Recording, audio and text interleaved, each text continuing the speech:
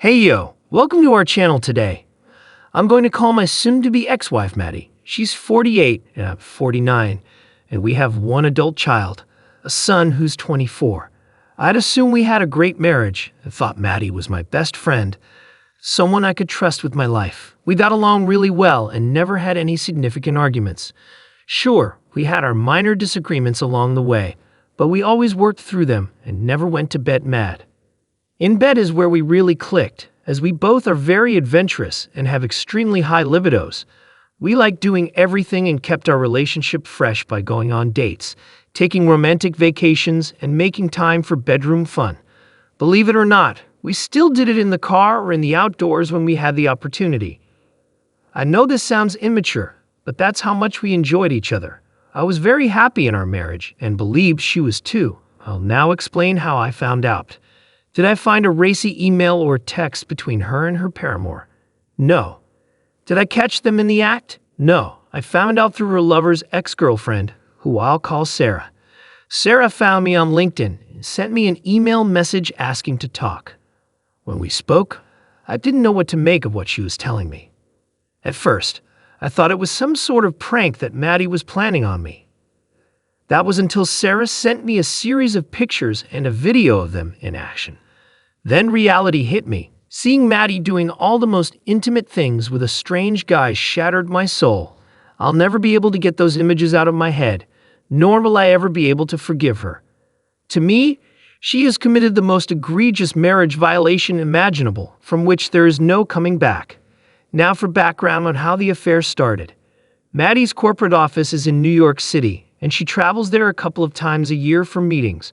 Her company likes to have these meetings during the first part of the week, so she normally flies out Sunday afternoon and comes back Tuesday evening. This has been the routine ever since she's worked for this company. When there, she always stays at one of the hotels within walking distance of the office. It was at one such hotel where she met her boy toy, a guy 15 years her junior who worked as a bartender.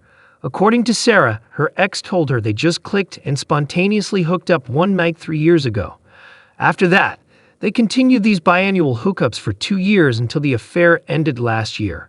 According to Sarah, he told her they were only together 5 times, and all the encounters occurred on Sunday evenings in Maddie's hotel room.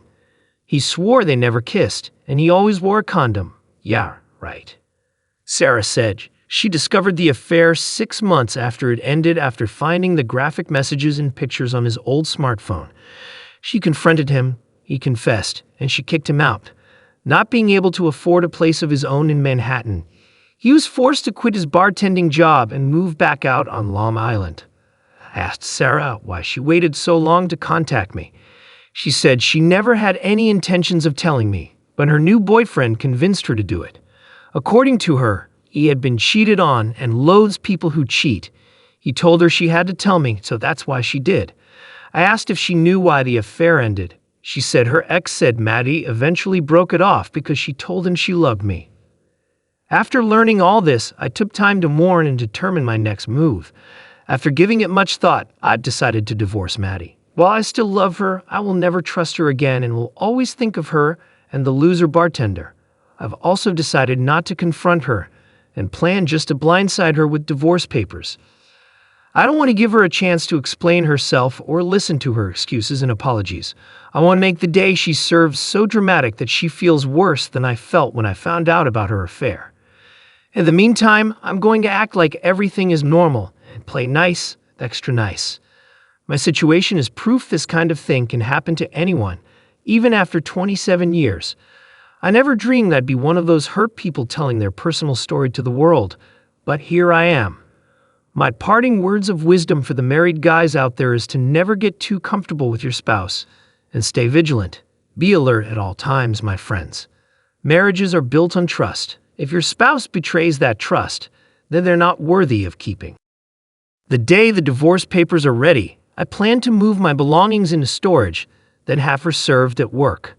When she calls me, I'll tell her I've known about everything for weeks and send her one of the graphic pictures Sarah sent to me to prove it. Every time she calls or texts me again after that, I'll send her another picture, then another.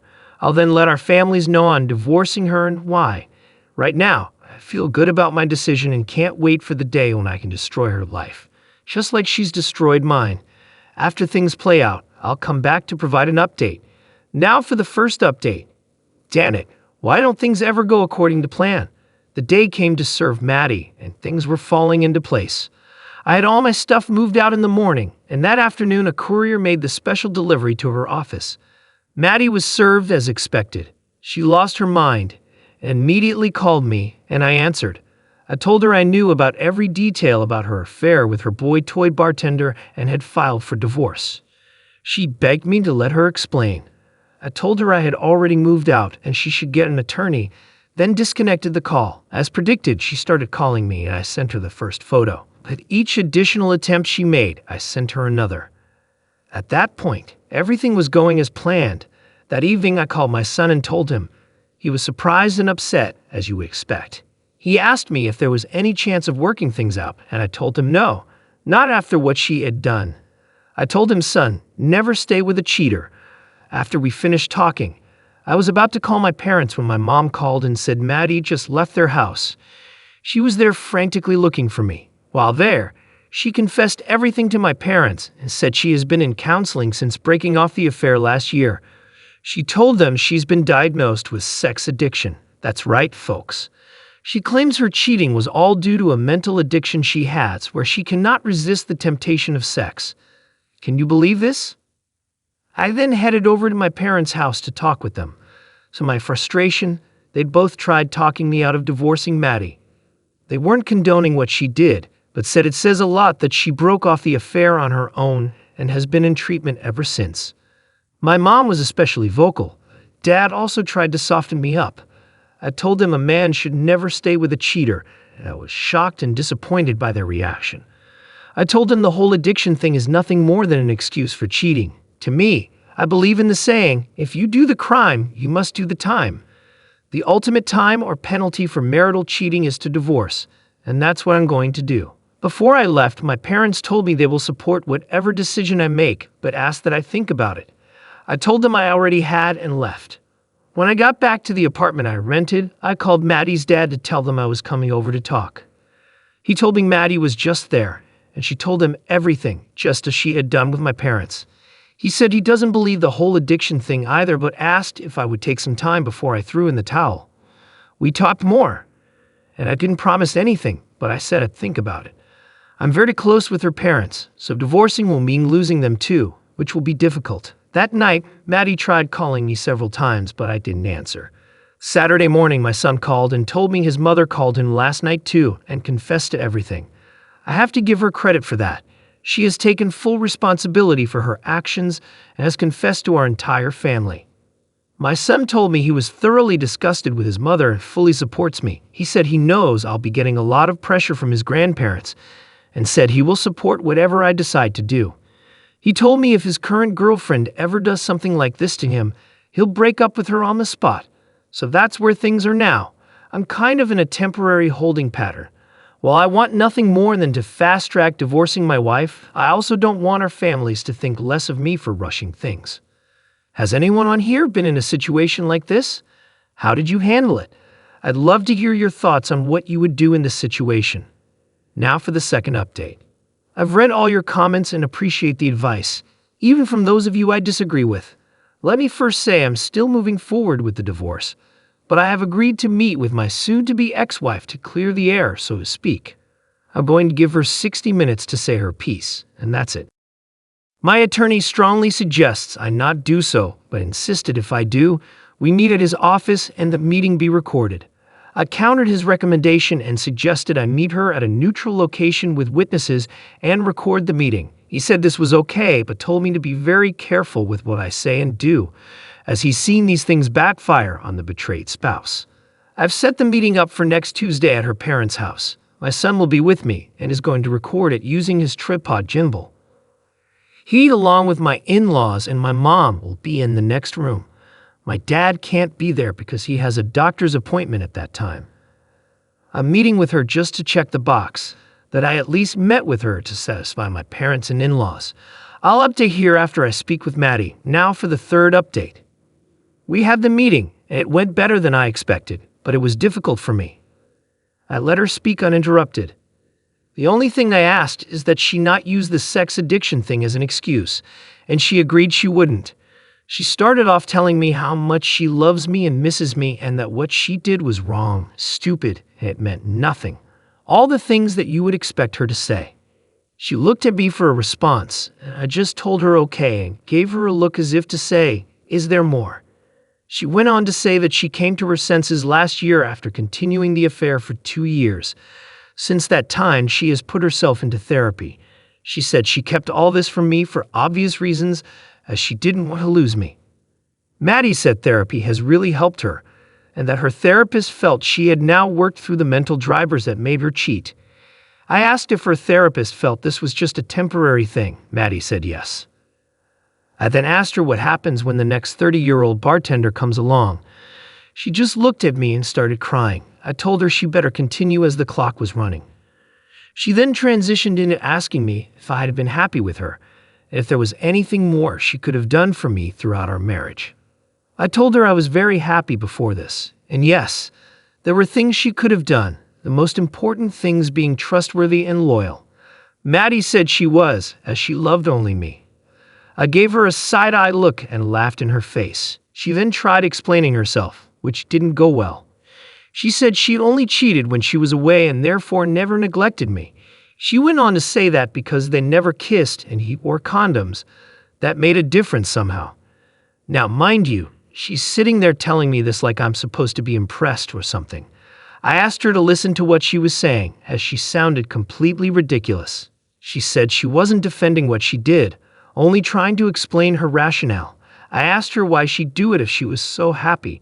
She said she was just taken away with the idea of a young, handsome guy being interested in her physically. She said even though I made her feel beautiful, she felt like she was no longer attractive. Now, by this time, 45 minutes had passed, and I told her she had 15 minutes left to give me her elevator speech. She told me if I gave her another chance, we could go right back to where we were before. I again told her that was impossible, as I could never trust her and will always imagine her with her boy toy every time I look at her. She then suggested a one-sided open relationship as an option. She said I could do whatever I wanted with whoever I wanted, and she remained faithful to me. I quickly shot that down and told her I wasn't like her. This made her cry, and she spent the rest of the time begging me to take her back. I just let her cry and beg, not saying a word. When the hour was up, I got up, picked up the gimbal with my son's phone attached, and walked out of the room. Before I left, I had my son send me the video via the Dropbox app, and I left. Maddie sent me a text later that evening, thanking me for meeting with her, but I never replied. Now that I checked that box, I plan on calling my attorney in the morning and telling him to fast-track the divorce process. Now for the final update. Hello, everyone. I'm sorry for not providing an update sooner, but I obviously had a lot going on. Our divorce was finalized last Wednesday. We split everything 50-50s, and she decided to stay in our family home and buy out my portion of the equity. According to, she did this as she believes one day we will reunite and live together there once again. As for the divorce process, it was very emotional and mentally taxing for me. As time went on, my resolve started getting shaky, and I thought many times of just calling it off and getting back with Maddie, but I knew if I did, I'd end up being miserable. Complicating matters further, when we went in for our first hearing, the judge ordered 60 days worth of counseling for us. 60 days. She told our attorneys that we had to complete the sessions before she'd hear the case. I asked my attorney if she had the authority to demand this, and he said she does, and there wasn't much we could do about it. He cautioned me not to protest too loudly or file any type of challenge, stating doing so could work to my detriment, as the judge may hold this against me. So I suffered through 16 sessions. It was a painful and worthless process, as far as I was concerned. Not so much with Maddie, but with the therapist. She seemed to put all the attention and blame on me. I had to remind her a few times that I wasn't the one who cheated here. Eventually, after feeling browbeaten for several sessions, I came up with a strategy to get her off my back. I told her that I viewed Maddie as my worst enemy. She asked me why I would say that, and I explained that no one has ever betrayed me like she has. I said no one in my family, none of my friends, none of my coworkers. The only person who has was Maddie, and therefore I have no trust in her, and staying married was out of the question. The therapist didn't have a good comeback for this, so I used it in every session, and it worked. After completing the counseling, a follow-up hearing was scheduled, and the rest of the process was relatively painless. The judge asked if we attended counseling and what the outcome was. My attorney stated we had, and that my decision was to proceed with the divorce. Maddie's attorney said Maddie appreciated me attending the sessions, but that it was her wish that we would reconcile. The judge said that doesn't seem possible at this point, so we will proceed with the hearing, and 90 minutes later it was all over. To Maddie's credit, she gave me space and didn't try contacting me between our counseling sessions and said everything she had to say in the sessions themselves. The whole time, she never tried blaming me and just kept stating that her primary goal in life was to remain my wife. She even stepped in a few times when the therapist was being difficult and told her that I wasn't the bad guy here, she was. Maddie could have made the entire process much more difficult and expensive, but she didn't, and I appreciated that. As a way of thanking her, I took her out to dinner the day after our divorce was finalized and then went back to our house, her house, for a nightcap. There, we ended up getting physical for the first time in over a year. It was great, and I felt really good about everything afterwards. Now, you may be asking yourself, how does this make sense? Well, for me, I just couldn't stay married to her after she cheated and wouldn't even consider living with her again. But that doesn't mean I don't desire her physically, because I do and likely always will. She understands our relationship going forward will be just a physical thing, kind of like she had with the bartender. She told me she'll accept that for now, but said she wants more and will never stop trying. While I've not yet done so, I do plan to start dating other women, and Maddie knows this. I'd explained to Maddie if one of those relationships turns into something serious, then I will end our relationship. She told me she understands, but doesn't want to think about that and doesn't like it. She also told me she plans to remain monogamous and committed to me even if I do find someone else. While I miss the way things used to be, I like this new arrangement we have, and for the first time in a long time, I feel good about myself and the future. Thank you for immersing yourself in our gripping tale. If you enjoyed the journey, please like, share, and subscribe. Your support means the world to us, and we can't wait to bring you more captivating stories. Stay tuned, and thank you for being part of our community.